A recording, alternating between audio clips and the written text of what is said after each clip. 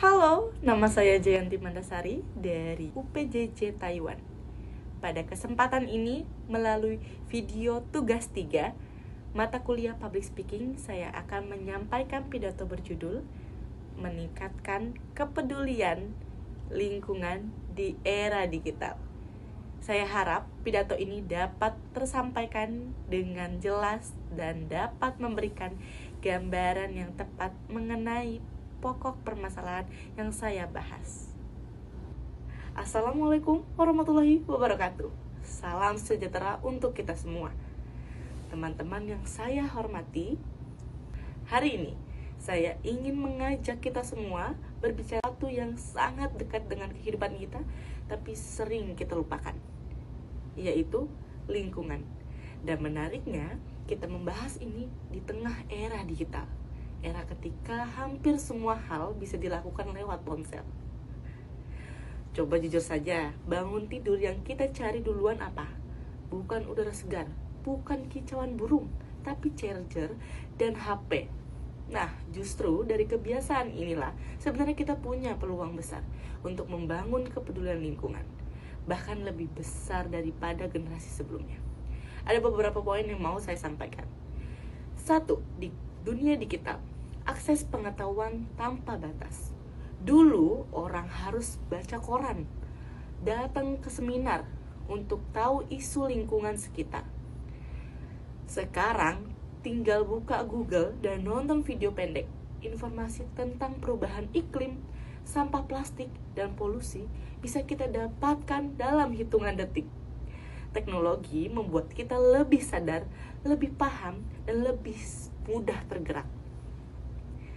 Kedua, literasi digital bisa menjadi gerakan lingkungan. Media sosial bukan cuma tempat upload foto estetik atau update status.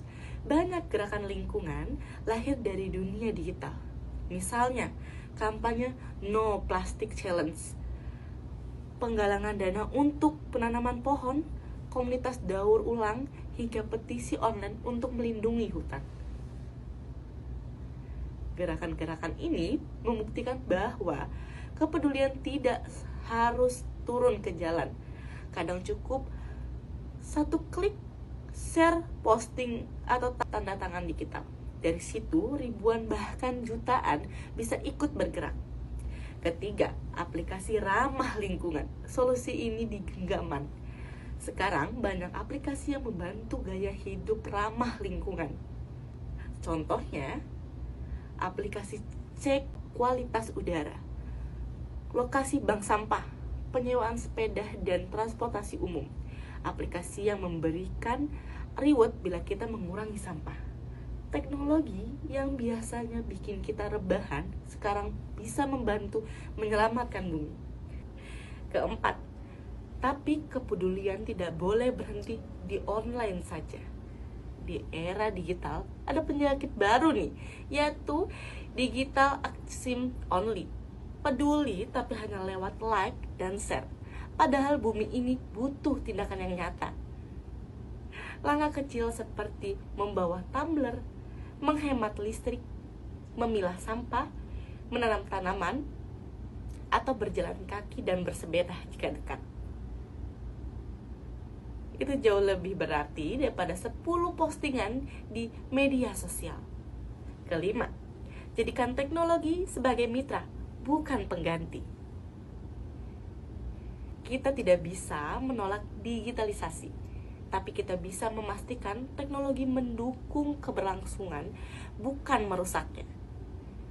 Generasi kita adalah generasi yang paling dekat dengan teknologi. Artinya, kita juga mempunyai tanggung jawab yang lebih besar. Kalau kita bisa upload foto 10 kali sehari, masa kita nggak bisa sih menghemat listrik 10 menit sehari?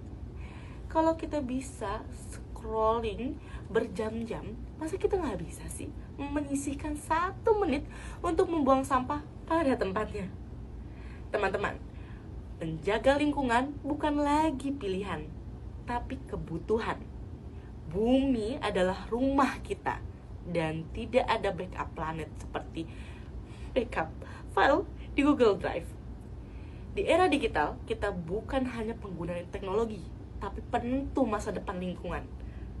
Mari gunakan jempol, ide, dan tindakan kita untuk menjaga bumi tetap layak bagi generasi berikutnya. Dengan langkah kecil dilakukan bersama, serta konsisten bisa membawa perubahan yang lebih besar. Terima kasih perhatian teman-teman semua. Wassalamualaikum warahmatullahi wabarakatuh.